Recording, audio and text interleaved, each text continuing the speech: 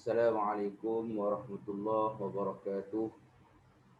Alhamdulillahi rabbil alamin. Wassalatu wassalamu ala asyrafil anbiya'i wal mursalin wa ala alihi wa sahbihi ajma'in. Rabbi shrah li sadri wa yassir li amri wahlul 'uqdatam min lisani yafqahu qawli. Wala hawla wala quwwata illa billahil 'aliyyil 'azim. Amma ba'du. Alhamdulillah, hari ini kita sambung pelajaran syariah KBD tingkatan 1, yang mana video-video yang sebelum ini Ustaz telah berkongsi pelajaran yang pertama, iaitu At-Taharah. Kita sudah belajar hukum taharah, apa itu pengertian taharah, hukum taharah terbahagi kepada dua. Taharah daripada mengangkat hadas, yang kedua taharah menghilangkan najis. Dan video yang lepas pun kita dah belajar pembahagian atau bahagian air. Bahagian air ada 5: air mutlaq, air musyammas, air musta'mal, air mutanajjis dan air mutaghayyir. Hari ini kita sambung lagi pelajaran kita. Bahagian yang pertama, air, iaitu al-ma'ul mutlaq. Apa pengertian ataupun ta'rif ma'ul mutlaq? Ta'rifuhu ta'rif air mutlaq ni huwal ma'ul, iaitu air al-baqi, yang kekal. Al-baqi dengan makna kekal. Ala sifatihi, di atas sifat-sifatnya. Sifat air ni tadi, dia kekal dengan sifat-sifat dia. Allati khalaqahu Allahu 'alaiha, yang telah diciptakan oleh Allah 'alaiha, ke atasnya air. Jadi dia air ni air yang kekal. Air yang kekal, yang mana dia kekal ni dia tak ada berubah. Dia tak ada berubah. Dia kekal dan diciptakan oleh Allah Subhanahu Wa Taala. Apa contoh dia? Amsilatuhu, contoh-contohnya. Contoh air mutlak ni, yang pertama ma'ul bahari, iaitu air laut. Bahari dengan makna laut. Air laut. Air laut pun contoh untuk air mutlak. Yang kedua, wa ma'ul bi'ri. Yang kedua, contoh air mutlak yang kedua, iaitu air perigi, air telaga. Bi'ri dengan makna perigi ataupun telaga. Wa kullu ma'in, dan tiap-tiap ma'in, air, naba'a minal ardi, yang keluar. Naba'a minal ardi, yang keluar daripada bumi. Tiap-tiap yang keluar daripada bumi. Air apa? Air mata air. Lagi apa? Air sungai. Keluar daripada bumi lah tu. Au nazala minas sama'i, dan yang turun daripada langit. Au nazala dengan makna turun.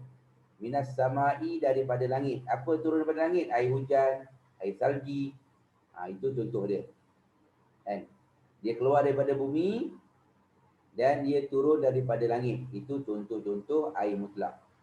Hukmuhu, yang seterusnya, hukmuhu, hukumnya. Hukum air mutlak ni apa?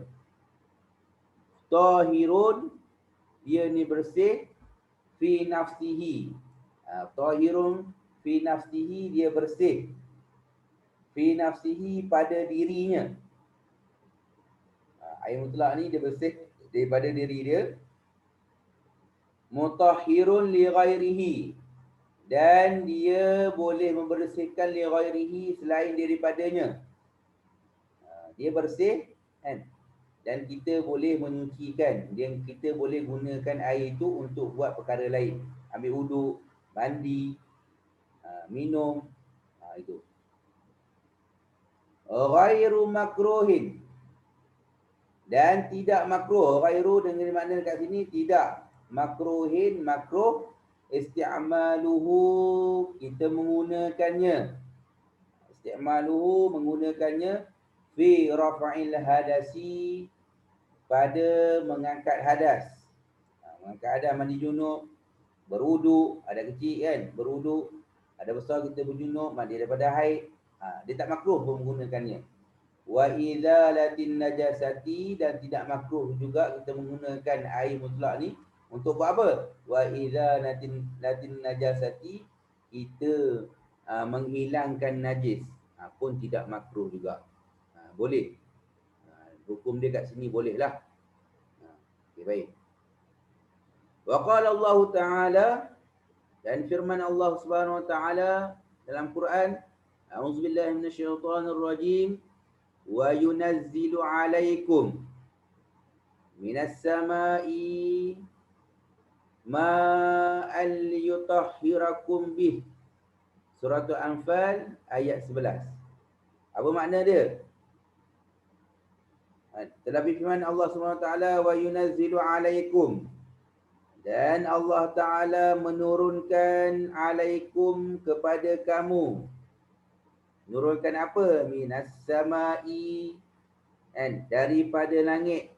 Dia turunkan apa daripada langit? Hujan, salji contohnya.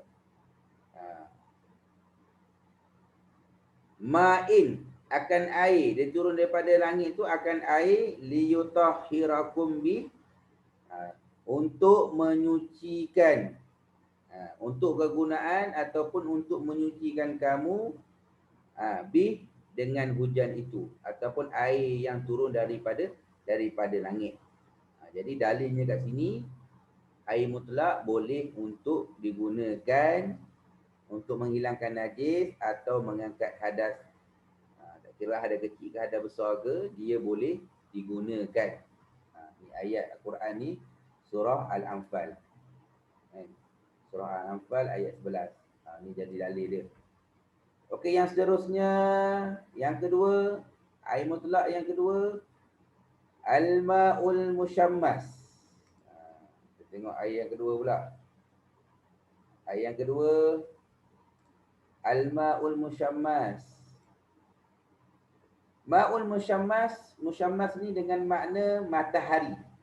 Apa itu air matahari? Ta'rifuhu.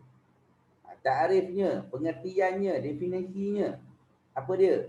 Huwal ma'u, iaitu air musyammas tadi, dia ialah air apa? Al-musakhkhanu,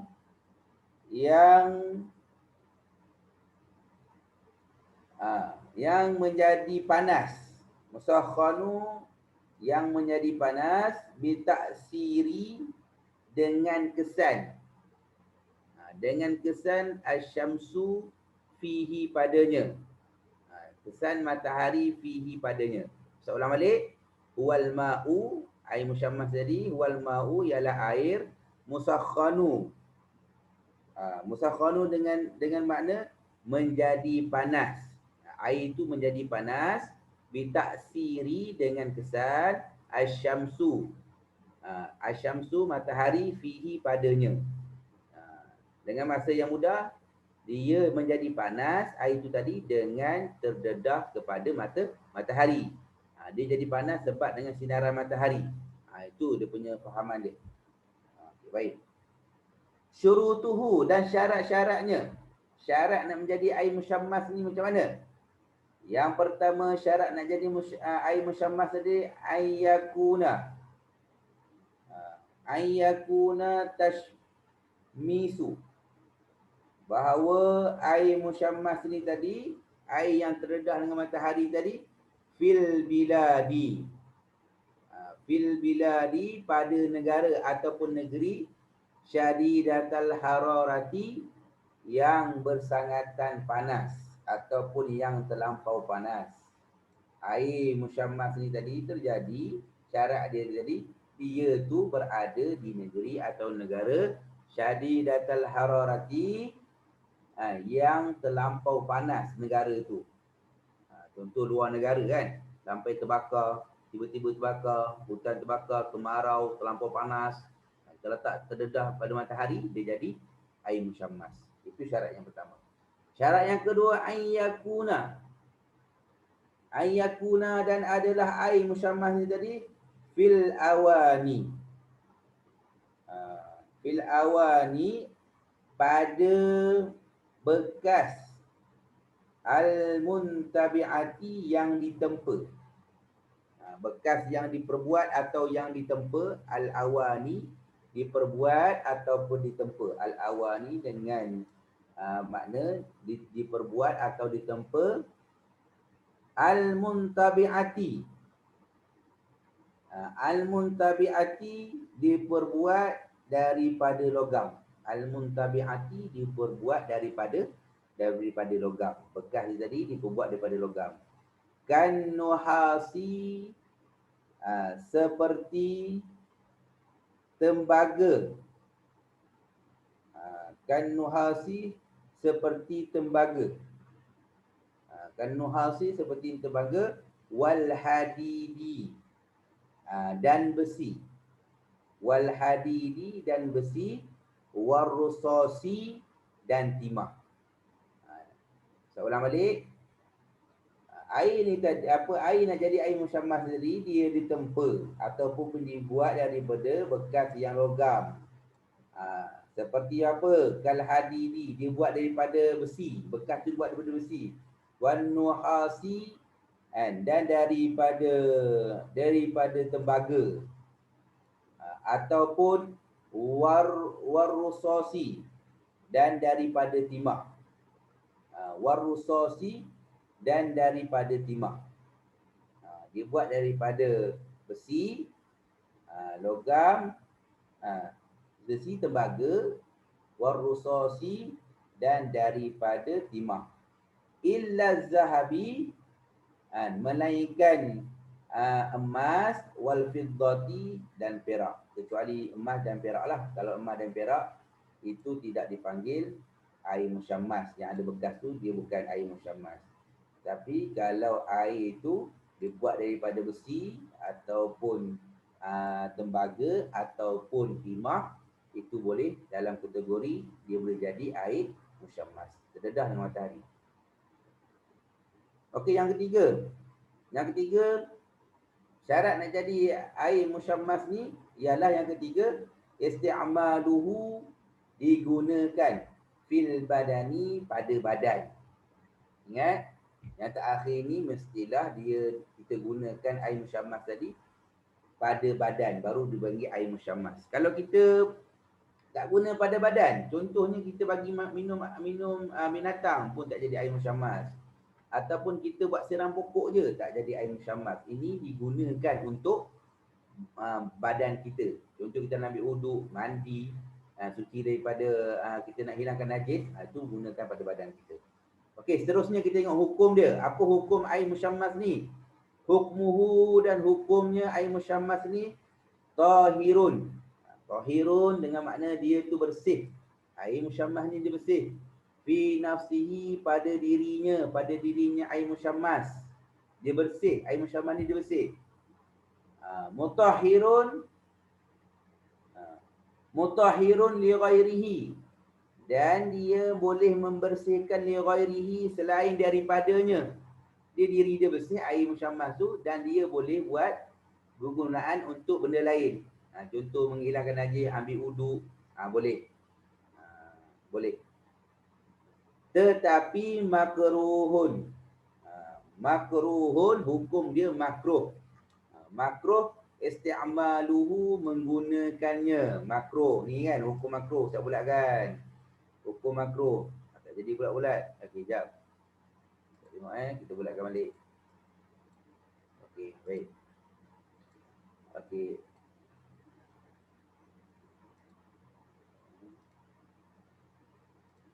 Okey, makruh menggunakannya. Ni hukum makruh kan? Hukum makruh menggunakannya. Hukum makruh isti'maluhu, menggunakannya fil badani, pada badan. Makruh kita menggunakan pada badan kita. Jadi dia bersih dan boleh menyucikan benda lain, tetapi hukum dia makruh sahaja untuk digunakan pada badan. Okey? Wallahu a'lam. Cukup untuk perkongsian Ustaz pada video kali ini. Terima kasih kerana menonton. Ustaz akhiri dengan wabillahi taufiq wa hidayah. Wassalamualaikum warahmatullahi wabarakatuh.